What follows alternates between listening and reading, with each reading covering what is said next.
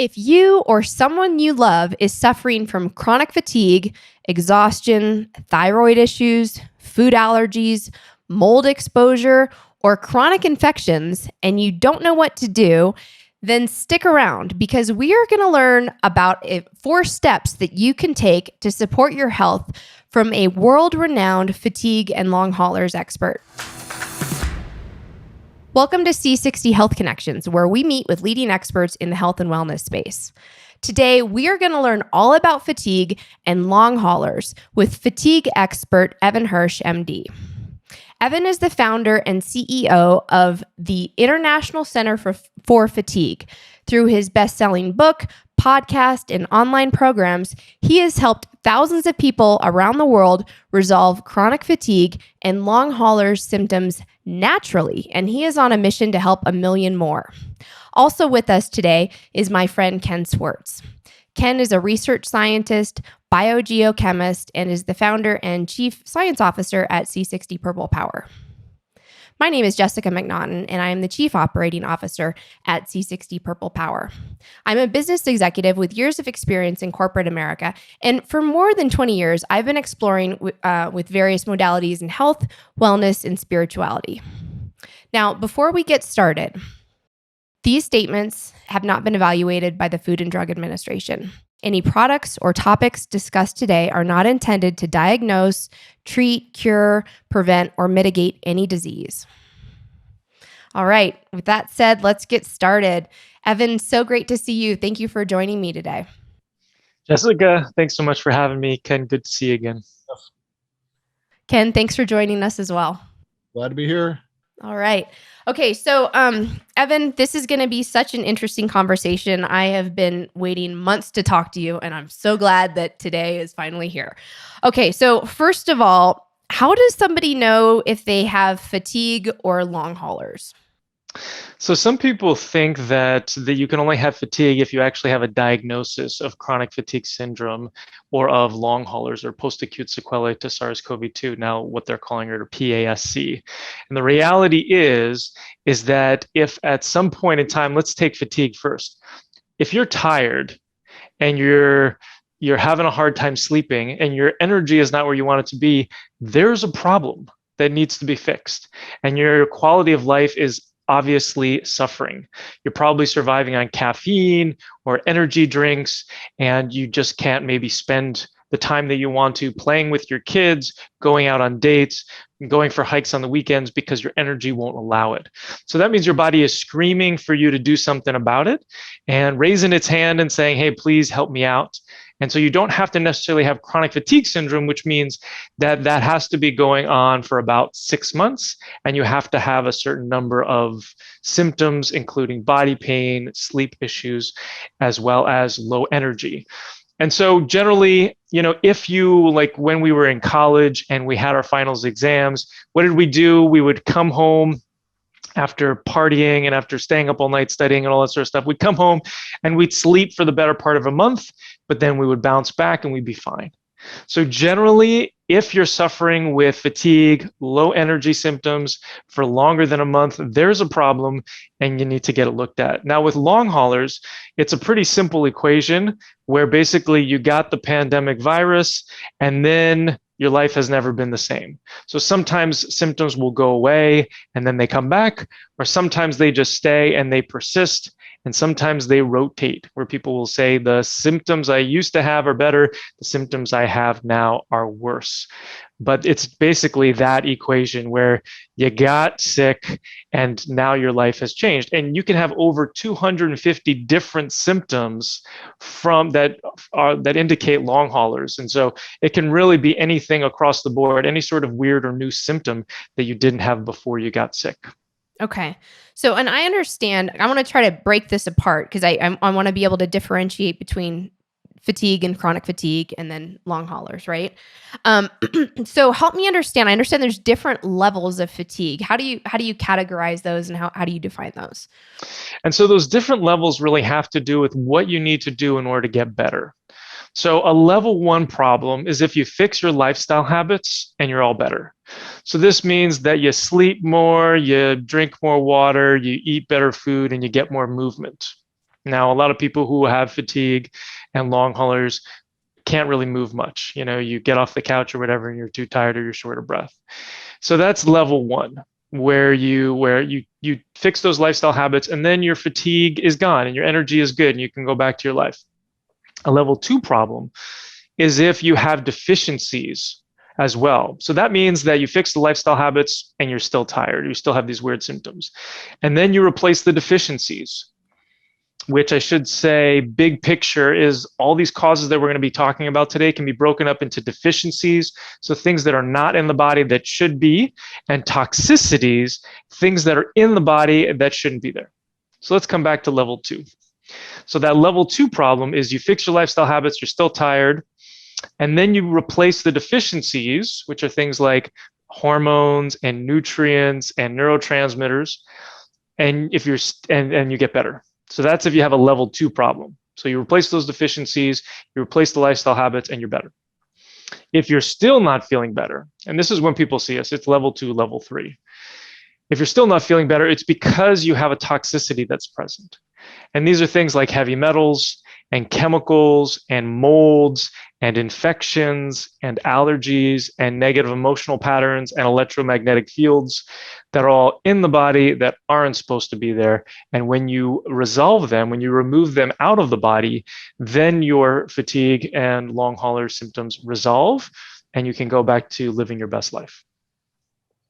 That's awesome. I really appreciate you breaking that down. So in level three, is trauma included in level three as well? Like stored trauma? Right. Okay. That's right. We call it negative emotional patterns because it can be anything from really severe trauma to some sort of abuse, or it can be anything less than nurturing. The latest definition of the adverse childhood events, or adverse life events, as I like to call them, is anything less than nurturing. So, I was raised with two other siblings, and there was no way my mom was going to meet all of my needs.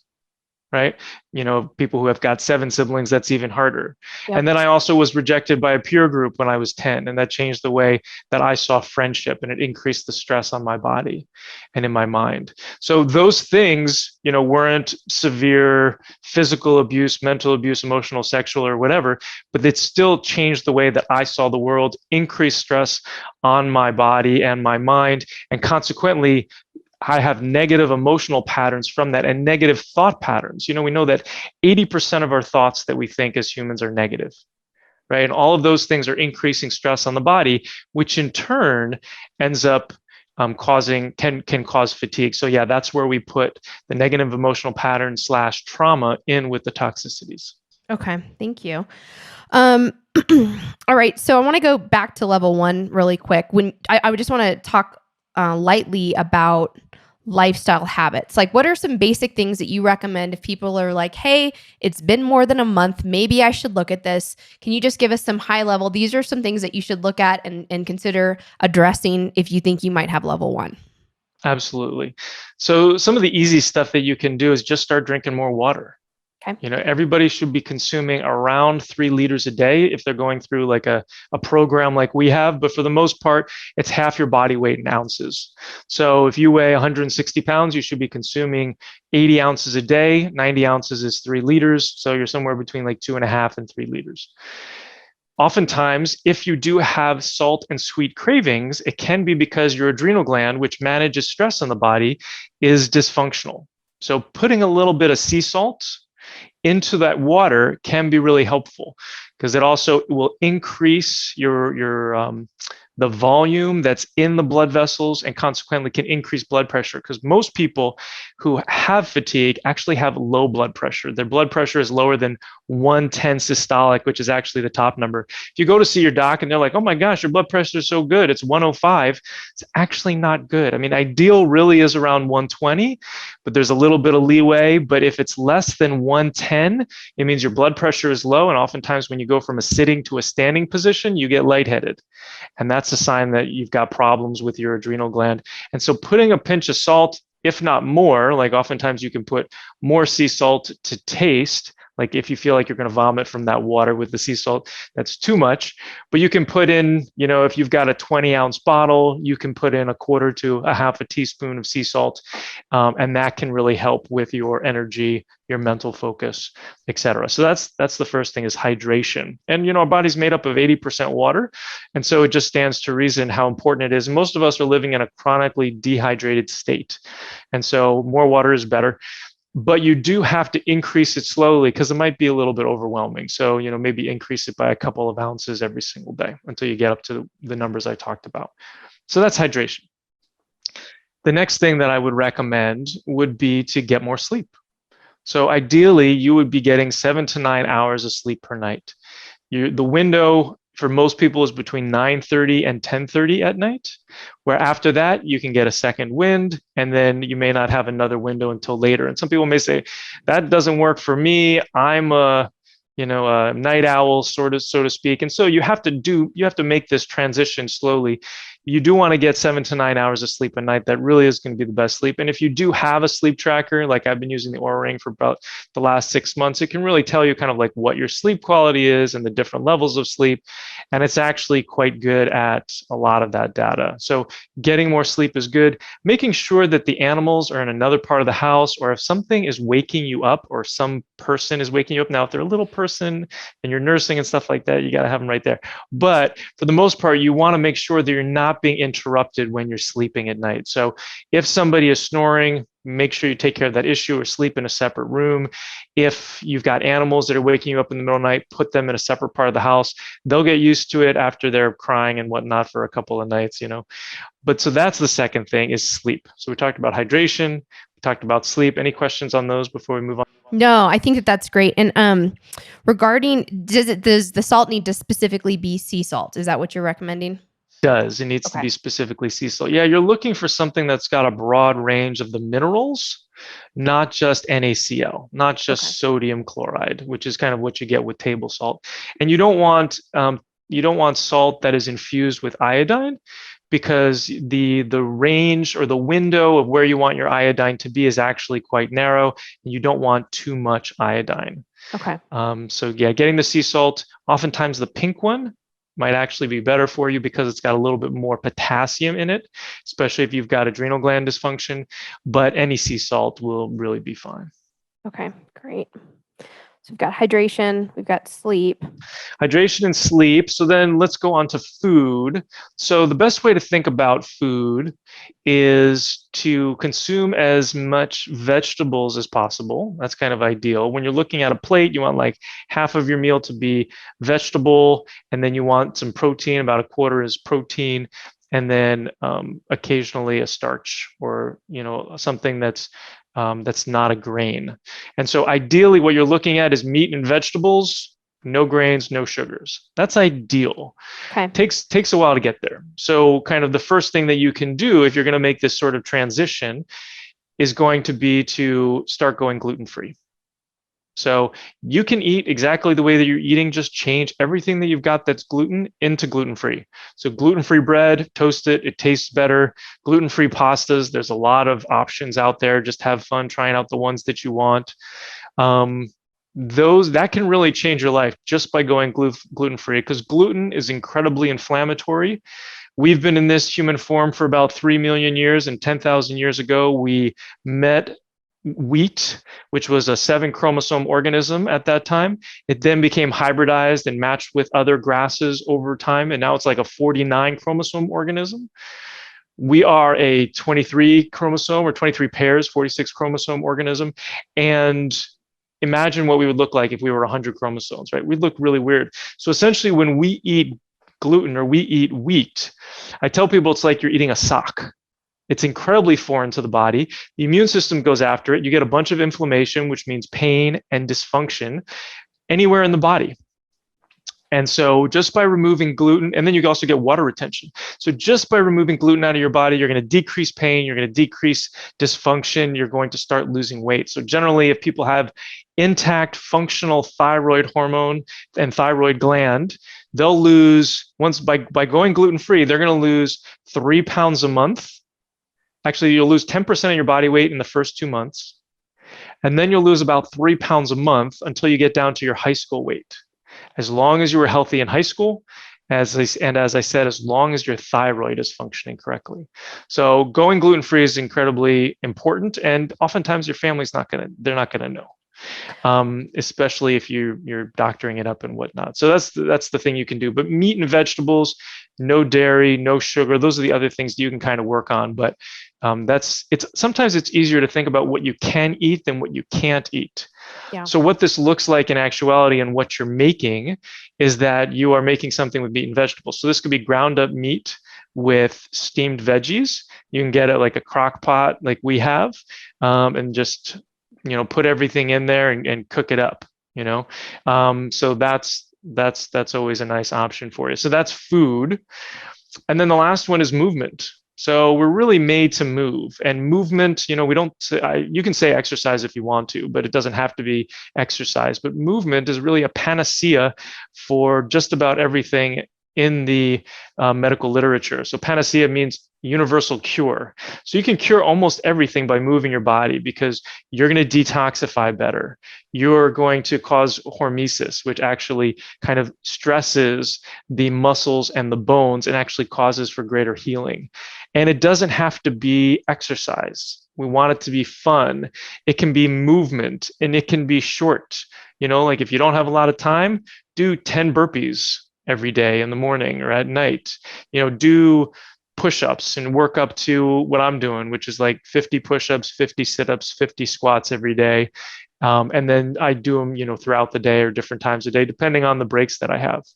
There's dancing. So many different cultures have dancing as part of their culture. We have that a little bit here in the States, but it's not like you go to South America and after you have dinner, everybody pops out into the street and everybody's dancing with each other. So having that kind of movement is incredibly important. I so appreciate this feedback. We've talked about hydration, sleep, healthy food, and exercise for a long time, but I love that you call out the fact that it doesn't have to be quote unquote exercise. It can just be something that's joyful to you, something that's easy to access, that you can, work into your schedule, and in between meetings and appointments, do some squats and some push-ups and, walking or dancing. I think that's a great reminder. And the information about just taking gluten out is a game changer. Today is December 10th, 2021, and this podcast will likely air in the top of 2022, and everyone's going to be thinking about, hey, I overindulged at the holidays. I had too many cookies. I've packed on 5 to 10 pounds, something like that, the regular kind of like holiday weight. And it's great to know that by just cutting out gluten, that there's an opportunity there to support your body with less inflammation and, making a choice that's more healthy, that could potentially support some weight loss. So that's pretty exciting. All right. So can we go into level 2? Because I'm curious about the deficiencies. You mentioned hormones and nutrients. What are some of like the most common deficiencies that people might have and they would need to look into once they've activated all of these healthy lifestyle choices and they're still not at the level where they want to be? Yeah. And let me just say first that everybody who has fatigue and long haulers has 20 plus of these causes that we're going to talk about. So there's 33 potential causes that I have found. Okay. But it's always a combination of 20 plus causes, and everybody has a different 20 plus causes. And you may think that one thing caused the problem, but it's these 20 plus things that actually were in your body, built up over time, and then all of a sudden you get the virus, and that's the straw that broke the camel's back. And then all of a sudden you have long haulers, because people ask, like, why did I get it and why did somebody else not get it? Right. When there's so many people who are actually getting sick. Right. And so that's the important thing that you have to consider, is that there are all these different 20 plus causes. And so you might have causes 2, 4, 6, 8, and 10, and somebody else might have causes 1, 3, 5, 7, and 9. Mm-hmm. So then coming back to your question, which was about these different causes, the the main causes, or the big three that I talk about from a deficiency standpoint of things that are not in the body that are supposed to be, the first one is adrenal gland function.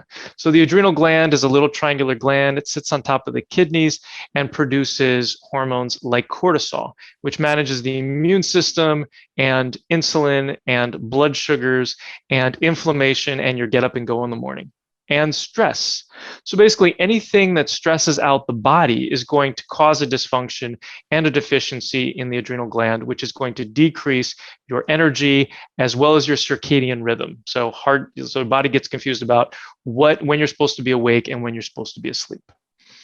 So that's the adrenal gland. Now, the adrenal gland also has an effect on the mitochondria, which is the second thing, which is the energy center of every cell in the body except for red blood cells.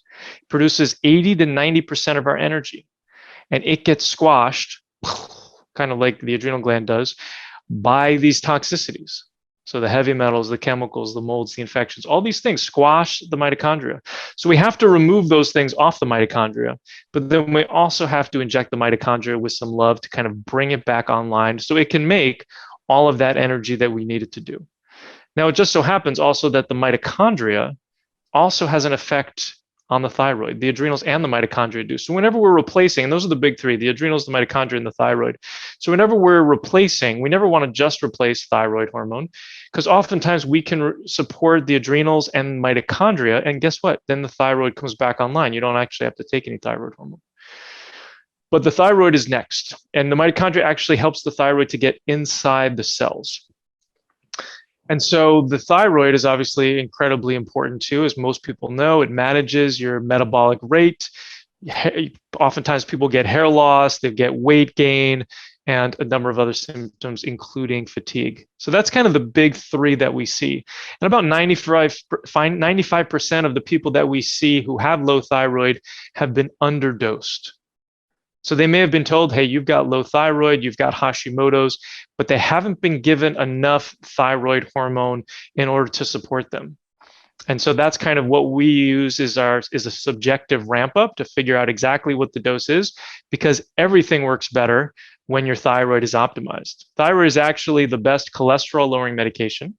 It's actually the best blood pressure lowering medication than all those other ones that are actually out there. The reality is because everything works better when your thyroid is optimized, and especially your adrenals, your mitochondria, and your thyroid. So that big three.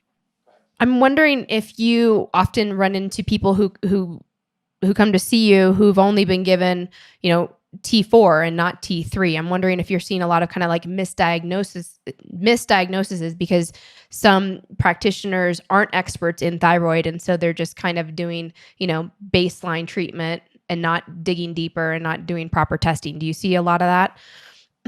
Absolutely, yeah. So unfortunately, most practitioners are relying on TSH, thyroid stimulating hormone, which can be accurate to a point, but what's more accurate is actually free T3 and free T4. So for those of you who have had these numbers, TSH should really be between 0.5 and 1.5.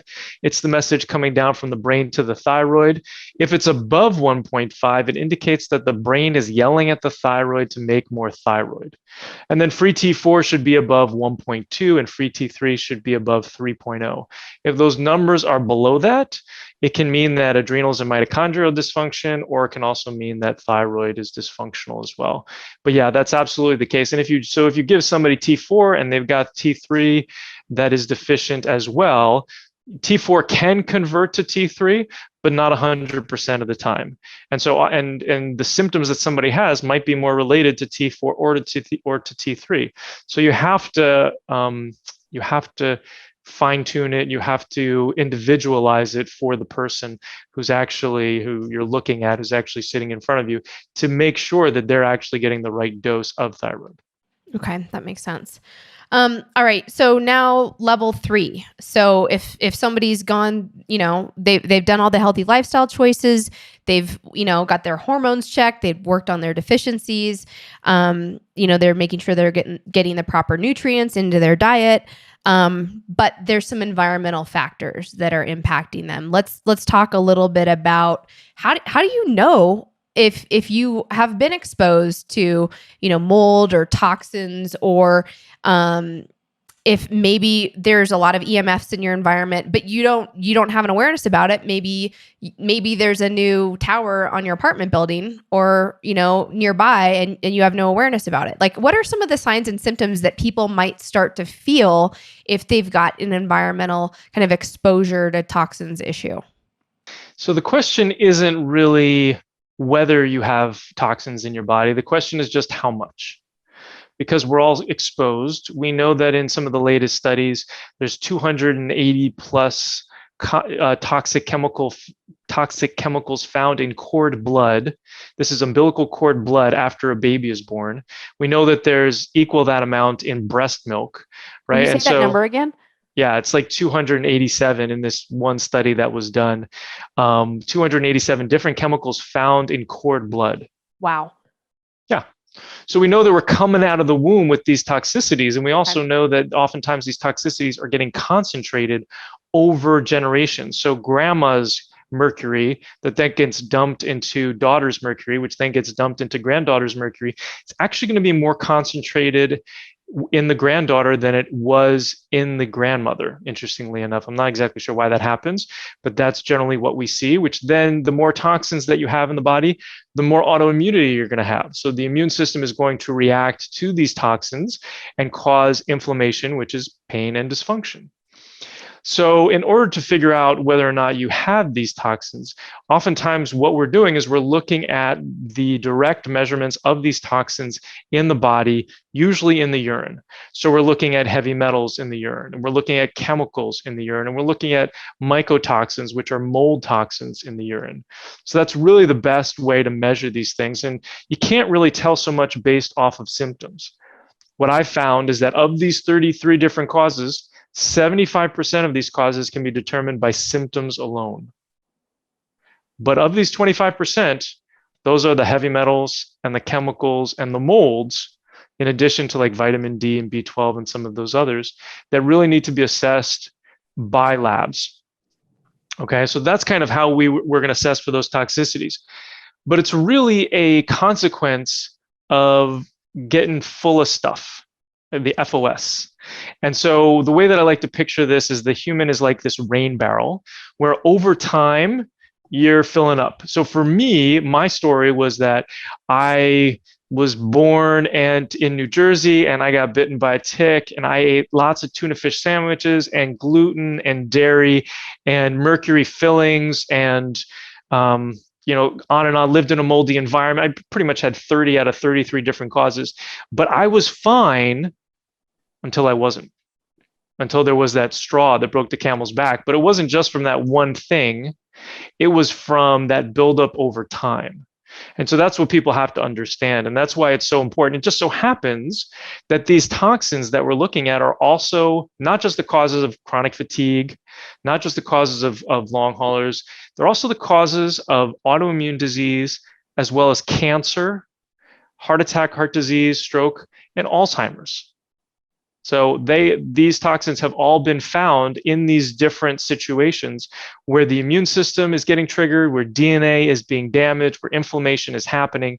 And so consequently, it's just important to, once you realize this, it's about getting it out of your body, these toxins, and about getting it out of your life. So part of our process is always this 2 steps where, okay, we want to make sure that you don't have ongoing exposure. So we're looking at DNA tests to determine whether there's mold in the environment. We're looking at what products are people using in terms of the chemicals that they find in their kitchen. Some of the stats are that we're exposed to 84,000 different chemicals on a regular basis that haven't been appropriately studied by scientific bodies. And before you leave the house in the morning, you're exposed to 300 to 500 different chemicals. 500 is more along the lines for women because of all the cosmetics and the shampoos and stuff like that. And 300 is more along the lines for men. It's an incredible amount of toxicity, right? And so, but don't, if this is overwhelming you, whoever's listening to this, do not get overwhelmed. Just realize that there is a step-by-step process that you can go through that we're going to talk about in a minute. You just want to be more aware of it and hold that awareness and just every single day do something in order to remove these toxins out of your life. I think that's a really good way to kind of wrap that heavy, dense information up in with a hopeful message. Because yeah, when you said 300 chemicals a day for men and 500 for women before you even leave the house, wow, that's a lot to take in. And for some people, like, and I love that you shared your story too, Evan, about, just your childhood and growing up, because you're not thinking about it when you're in the middle of the event and your environment. And as we've been aging, our environment has continued to get more toxic year after year after year. And so now we're at a critical point in a time in history where we all really need to take responsibility for our health and be aware of what we're dealing with so we can feel good and thrive. Ken, I'm going to toss a question over to you because you and Evan have something in common in that you know a lot about the mitochondria. And I'm curious, you started out your journey some years ago learning about carbon 60, and you were utilizing it to support your health, and you've had some experiences that have been quite profound. I'm not going to ask you to talk about those today, but I would like you to explain just a little bit about how it works at the cellular level and how it can support people when they're in a toxic environment. Yeah, C60 is kind of a unique molecule. It's a spherical cage molecule, 60 carbon atoms. If you're watching, you can see it on the I'll hold one up here too. There. And what C60 is a very selective antioxidant in that it only reacts with two oxidative radicals that we know of. And one is superoxide, which is an oxygen with an extra electron, and the other is the hydroxyl radical. And in many scientific papers, C60 has been shown to be a SOD mimic. And what SOD is, superoxide dismutase, and it's used in the mitochondria to get rid of superoxide, which is produced in the Krebs cycle. That's where the ATP is made, which is the main energy molecule for your cell. And so it's actively uptaken by the mitochondria, and it can sort of relieves the oxidative burden that your mitochondria have, because as we get older, SOD production in the main cell goes down, and so there's not enough SOD to really keep mitochondria function all the way going. So when you take C60 is an SOD mimic, so your mitochondria functions goes up, and mitochondria, of course, make ATP, which is, as Dr. Hirsch said, 90% plus of the energy that your cell use. But mitochondria also make other things like pregnenolone, which is the precursor molecule for the hormones. So basically, when you have healthy mitochondria in your cells, that goes to a long way of having good health. Okay. Thank you. All right. So Evan, back to you. You mentioned these 4 steps that people can go through to help support with fatigue, and I want to get to that, but I'm wondering if you could tell us a little bit more. You mentioned people have some specific symptoms, and you mentioned they have a lot of symptoms, but what are some of kind of like the top symptoms that people would have that you see if they're dealing with chronic infections? So fatigue, Mm-hmm.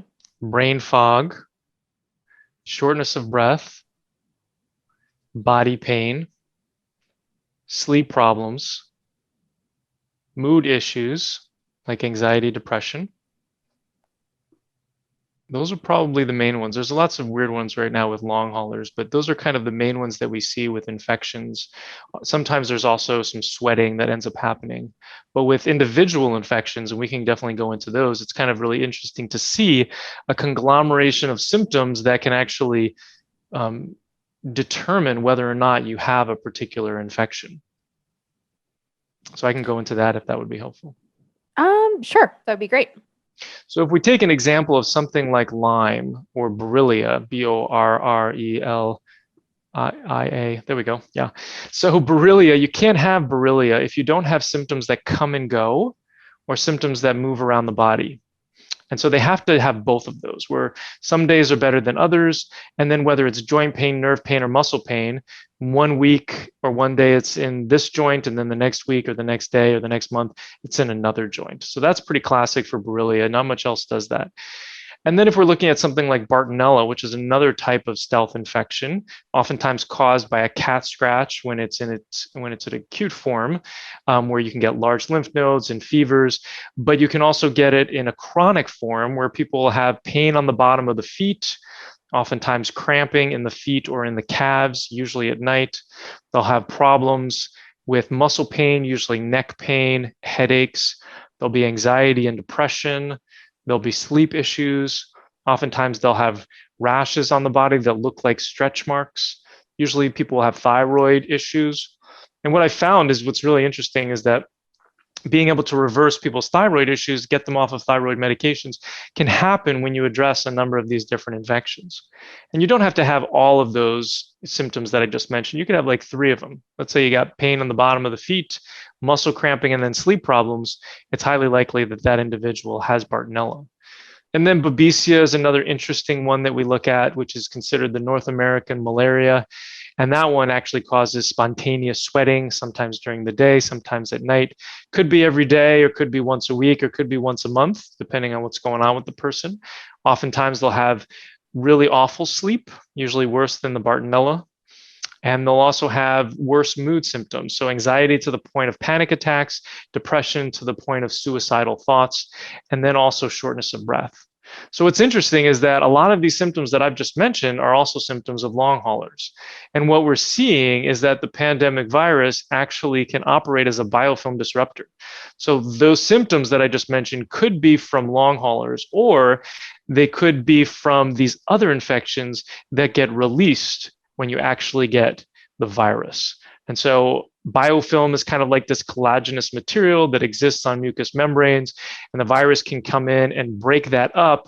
That's where the infections hide, and then they come out and they have a party, and you start getting a lot of these symptoms. And then there's other viruses like Epstein-Barr virus, where you might get sore throat in addition to the malaise and the brain fog. And then there's other viruses, there's parasites, skin rashes, there's candida, oftentimes, which will cause itchy anus, itchy ears. So there's, and then there's molds, which can also look like that as well. So the fungi oftentimes can work together, the yeast and the mold. But those are just some of those symptoms that you might see, where you might hear that and be like, oh my gosh, he just told me my symptoms, which has never been described to me before. So hopefully that's helpful for some. I think that this is a really productive conversation, because I think if I'm speaking about myself now. If I just went into the regular doctor and I said, hey, I have these 5 things. I don't know if we could have this kind of conversation. So I really appreciate you and the work that you're doing. I've heard you talk about the whac-a-mole effect. Will you tell us what that is? I don't know what that is. Remember, I mean, going to those fairs, right, where you have to hit the mole's popping up and whatnot.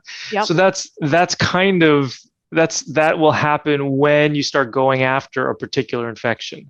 So it's a little bit different than what we talked about with the virus disrupting the biofilm and letting the infections out, but it's similar in the sense that if you start going after an infection and then all of a sudden you start getting these new symptoms from a different bug, then you know that you have to address that bug as well. So for example, it's very common for us to go after Bartonella. Somebody's got pain in the bottom of the feet, muscle cramps, usually in the calves, usually at night, sleep problems, start going after Bartonella.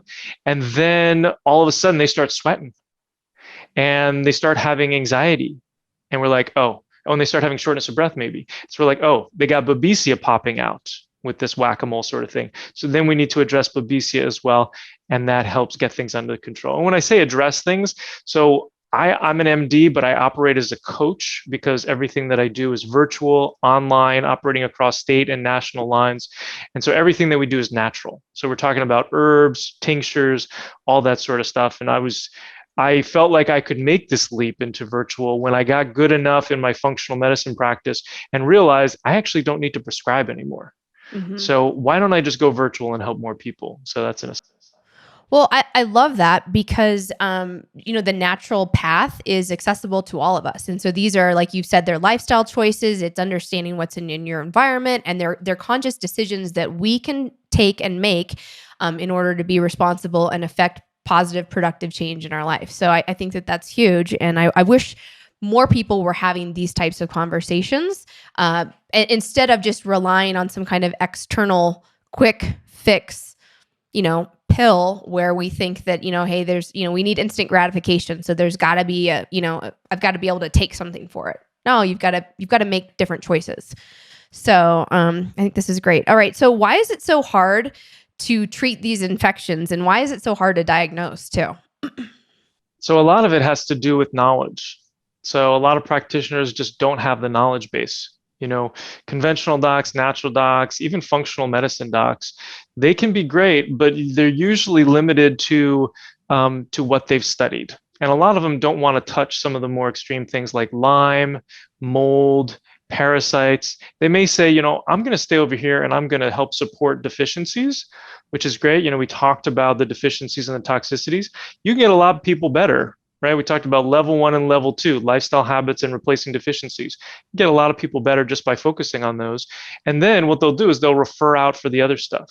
The challenge is that when they don't know, it's time to refer. And that's when they're not addressing these environmental toxicities. So when you go to see a practitioner, you want to make sure that you're asking them, how comfortable are you with treating heavy metals, chemicals, molds, infections, allergies, negative emotional patterns, and electromagnetic fields? Because those need to be addressed. Because if you have, let's say those 20 causes that you have are 20 nails in the bottom of your foot, and you take out 10 of those nails, you're going to feel better. But guess what? It still hurts when you walk. Yeah. Right?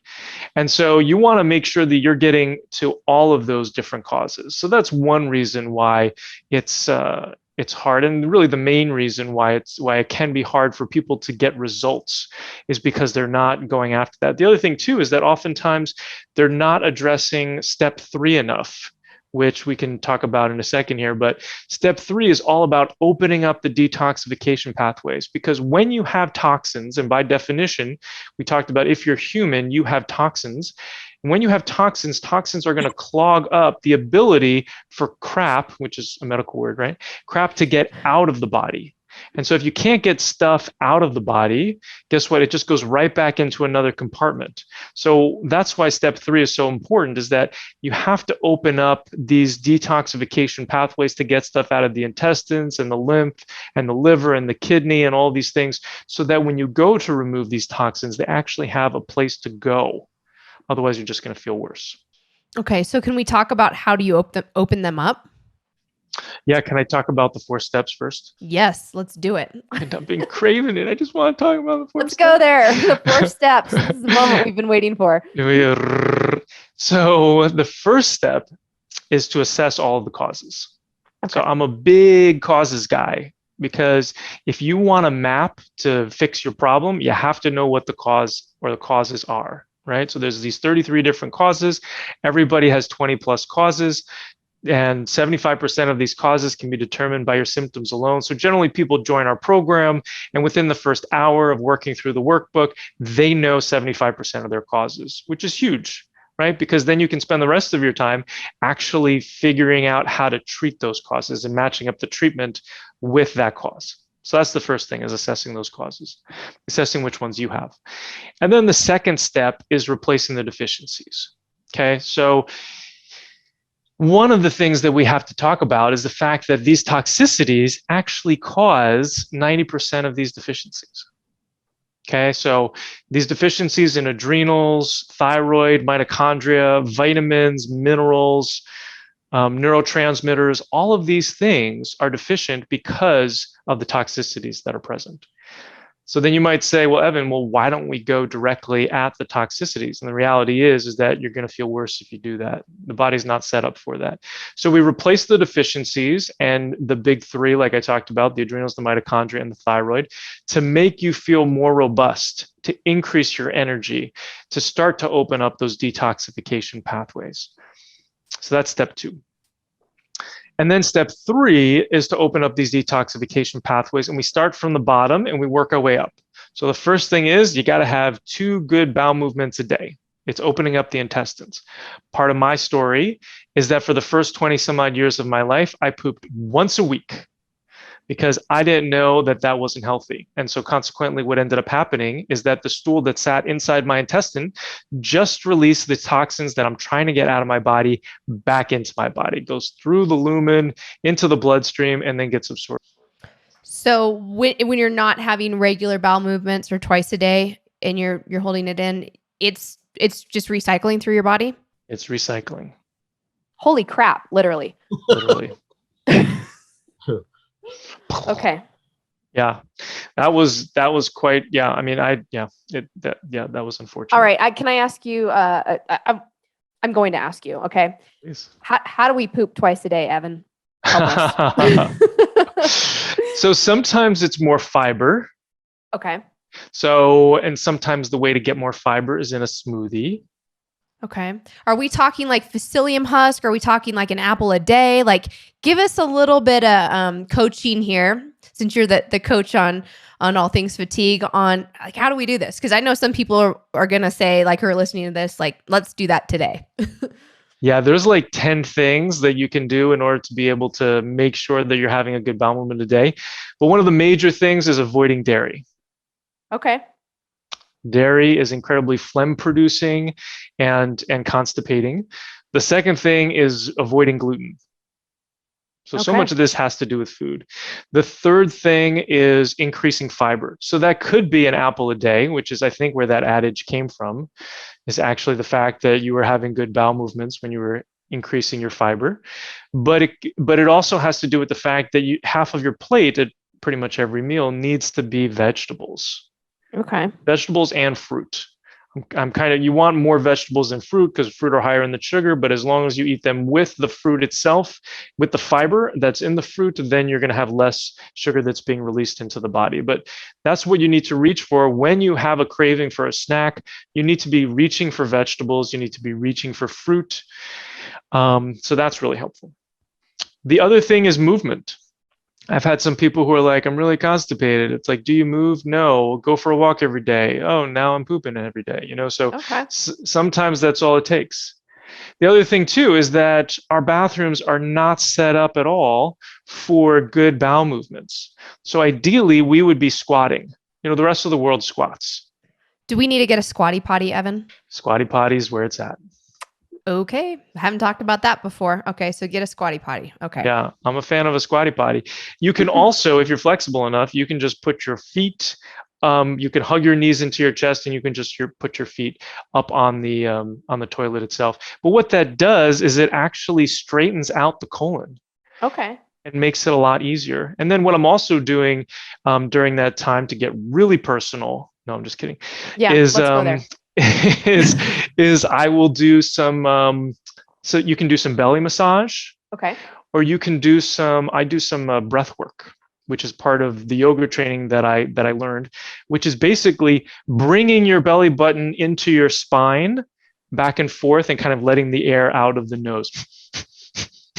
So kind of doing like fire breathing. Yeah, like fire breathing, exactly. Okay. But essentially, you're pulling your umbilicus or your umbilical cord or your belly button back to the spine. Yeah, the umbilical cord is gone, Evan. Okay, thank you.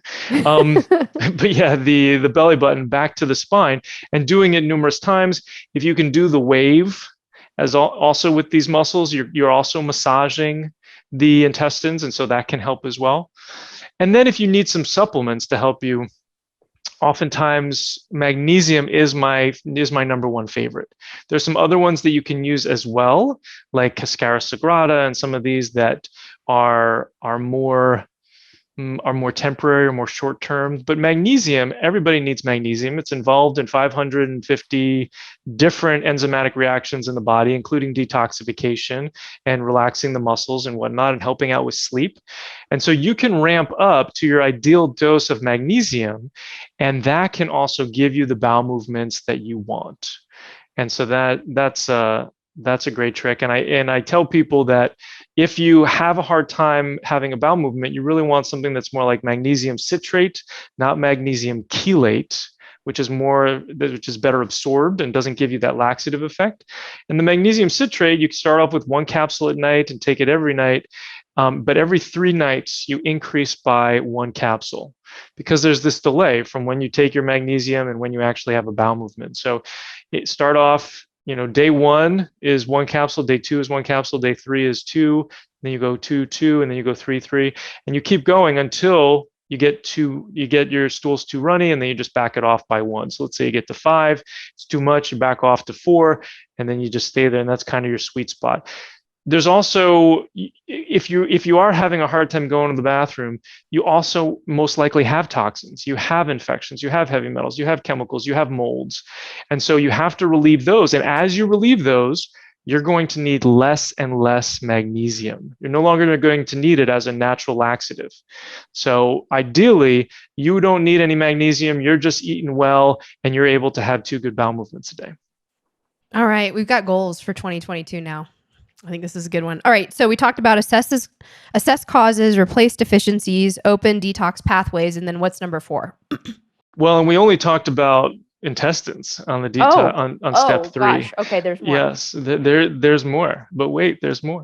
Okay. And so then we want to open up the intestines, and then we also want to open up the liver and the kidney, which are filters in the body. We want to open up the lymph system, which is the garbage system of the body.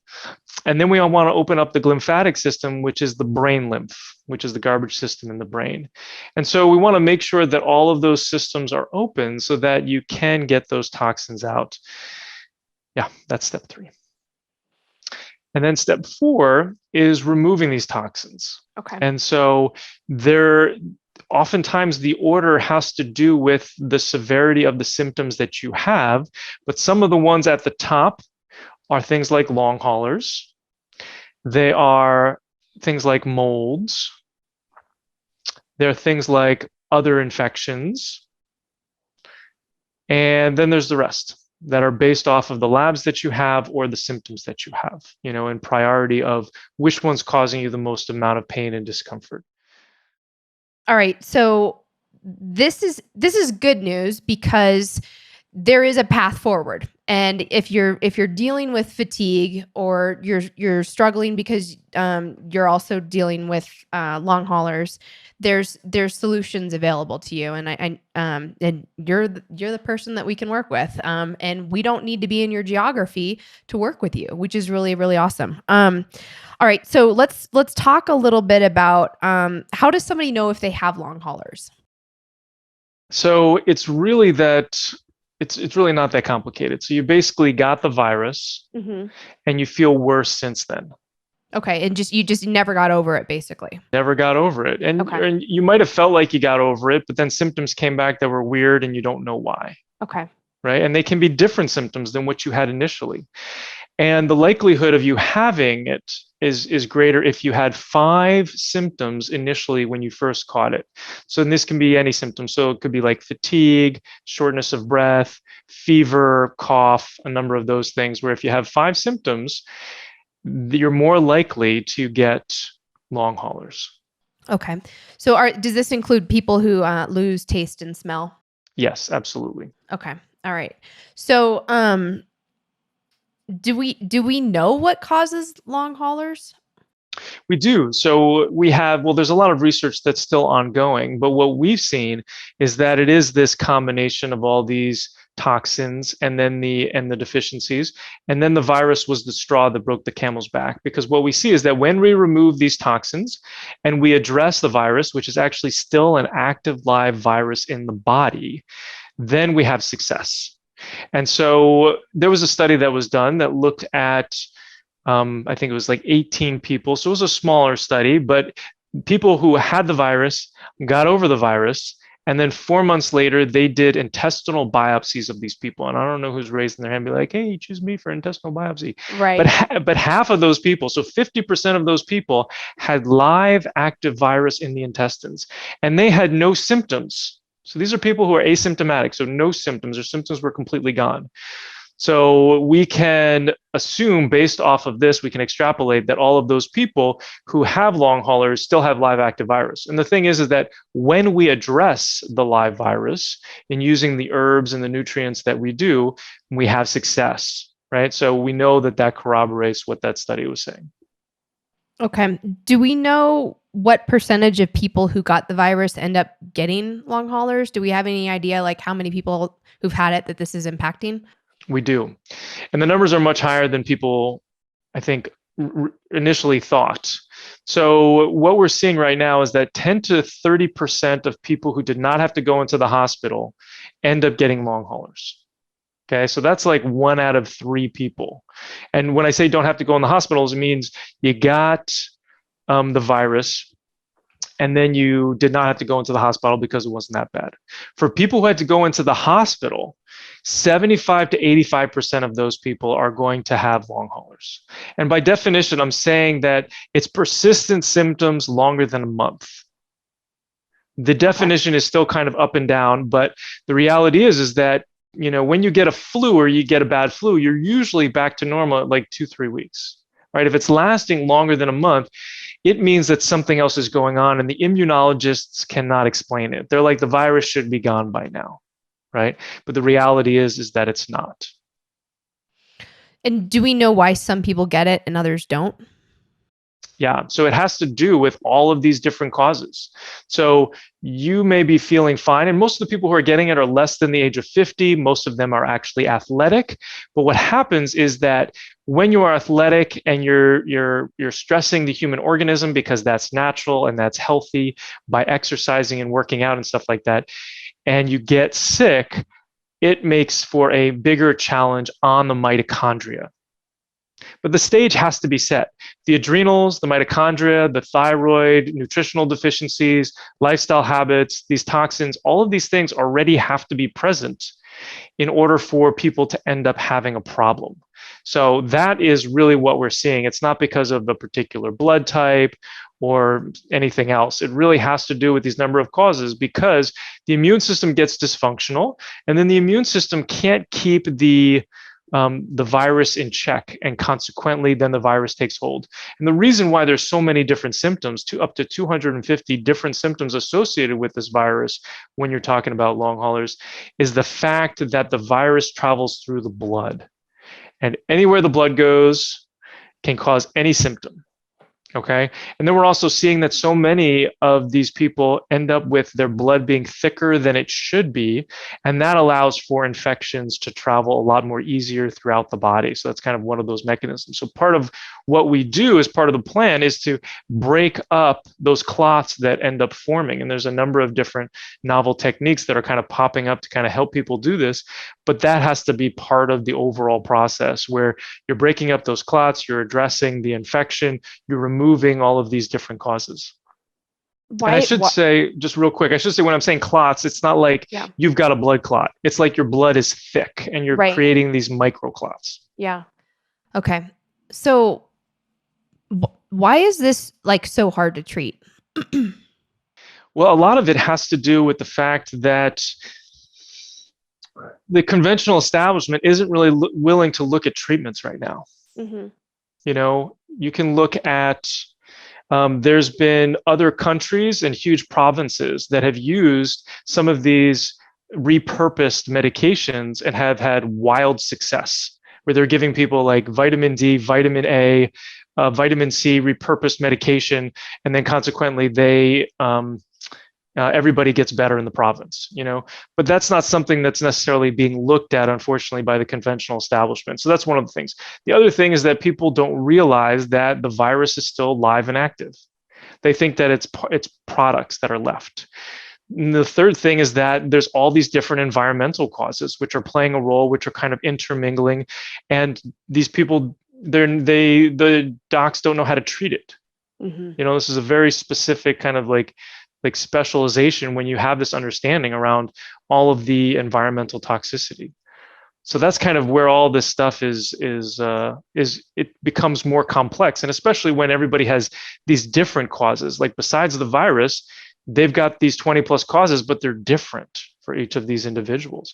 We also know that 73% of people who have long haulers also have Epstein-Barr virus that's reactivated, so it's causing its own whack-a-mole the viruses, and it's causing its own biofilm disruption, where these infections and these different toxicities are becoming more present and causing more problem.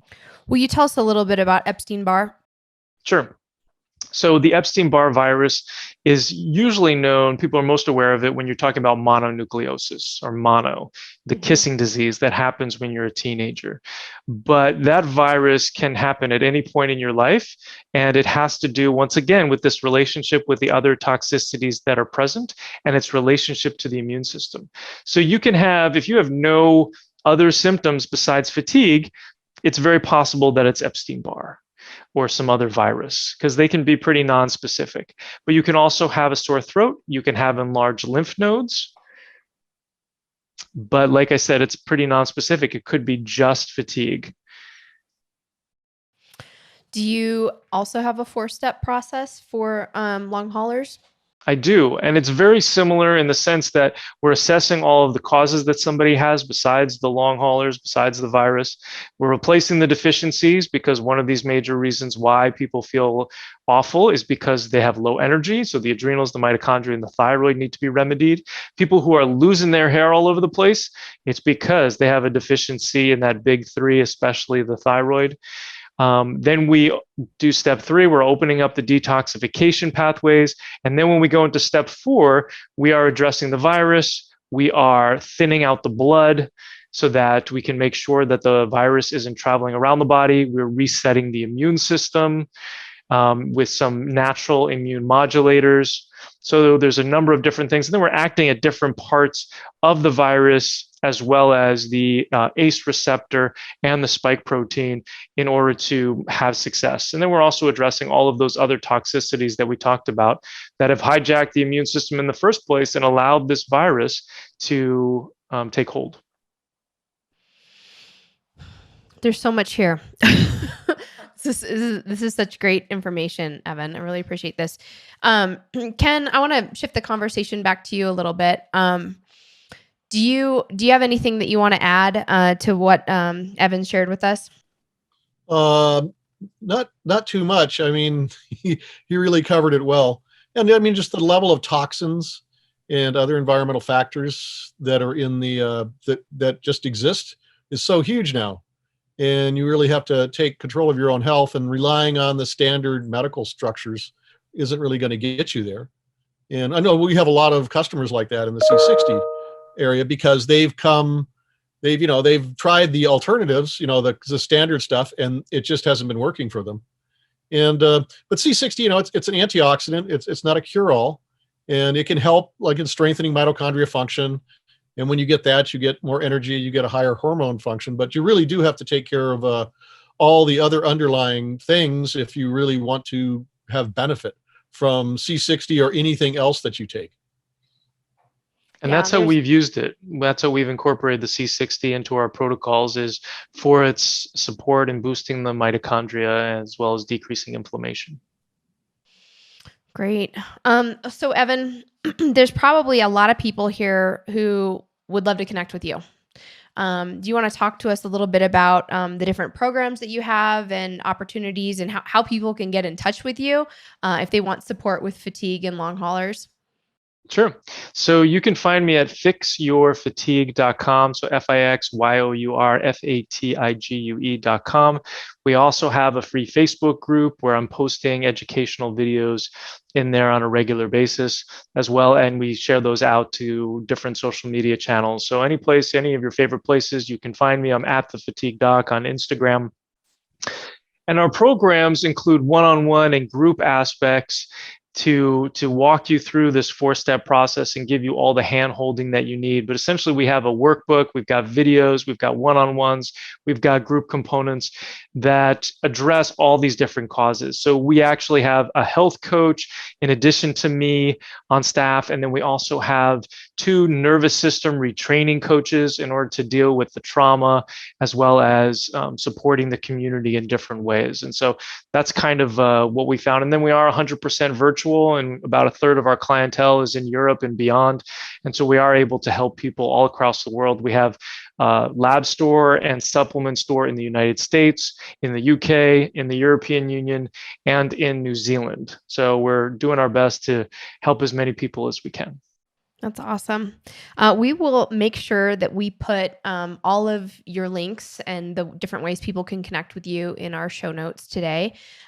So you guys out there, if anything that we've discussed has touched your heart, if it resonates with you, if the issues that we've covered are something that you're struggling with, I highly encourage you reach out to Evan. He not only is an expert in this area, but he's a really cool, likable, wonderful person, and we highly admire him. So, and he's a lot of fun to be around.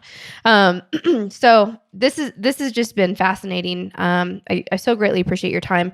Evan, any parting words of wisdom, maybe, top tips if people want to get control and really, you've covered a lot today about fatigue and you've been pretty specific, but any of the top things that you'd say, if you guys want to do something about your fatigue today, this is what you should really focus on.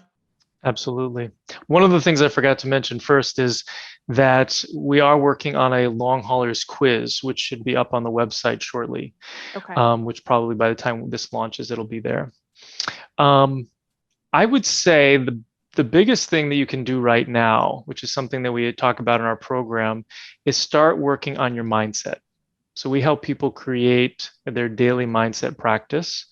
And one of the most important things that you can do in your life is to have gratitude for where you are and have a vision for your future.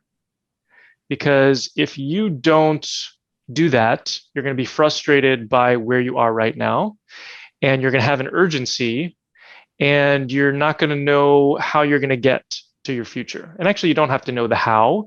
You just have to envision. You have to envision yourself strong and healthy and happy, and go through in your mind every single day what your ideal day looks like from the moment you wake up to the moment you go to bed. What do those relationships look like? What does work look like? What does your energy look like? What is the weather outside, right? As well as doing the gratitudes every day. And you just have to do 3 gratitudes, and they can be the same 3 gratitudes every day, but that's what the research tells us. 3 gratitudes, and then doing the visioning. The other components that we include in our daily mindset practice are looking at what sort of beliefs that we have and thoughts that we have that are limiting us, and flipping them into empowering beliefs. And then also looking at what disempowering questions we're asking ourselves, like, why is this happening to me? Guess what? The brain is going to tell you, and you're not going to be happy with the answer. But if you ask yourself a more empowering question, like, what can I do today to love myself even more? Guess what? You're going to get a pretty awesome answer. Or what can I do today to move my energy forward even more, or improve my health even more, or remove toxins from my life even more? And your brain's going to give you the answers, and you're going to be better off. Because so much of this is reprogramming what's going on upstairs. 80% of our thoughts are negative as humans. We have to do this reprogramming. And so part of that is it's a practice. It's like anything. You want to get better at piano? What do? You practice every day. If you want to get a happier life, you have to reprogram your thoughts. If you want to get a better health, you got to reprogram your thoughts. Gosh, what a beautiful reminder. Thank you so much. I'm so grateful that you touched upon gratitude and mindset, because that's huge. And we need that right now more so than ever, I think. Ken, I think you got one great tip for people if they want to turn down the fear in their life. Do you want to share what that might be? Probably turn off your television. There you go. Throw it away and don't watch it ever again. There we go. Let's do this in 2022, you guys. Let's work with Evan. Let's poop twice a day. Let's get grateful and work on our mindset, and turn off that TV. Thank you so much, you guys, for your time today. I really enjoyed this conversation. Evan, I want to have you back. I want to do more of a deep dive here. Thank you. Thank you so much. You guys have a wonderful day, and we'll look forward to speaking with you soon. Thanks for having me on. Thank you.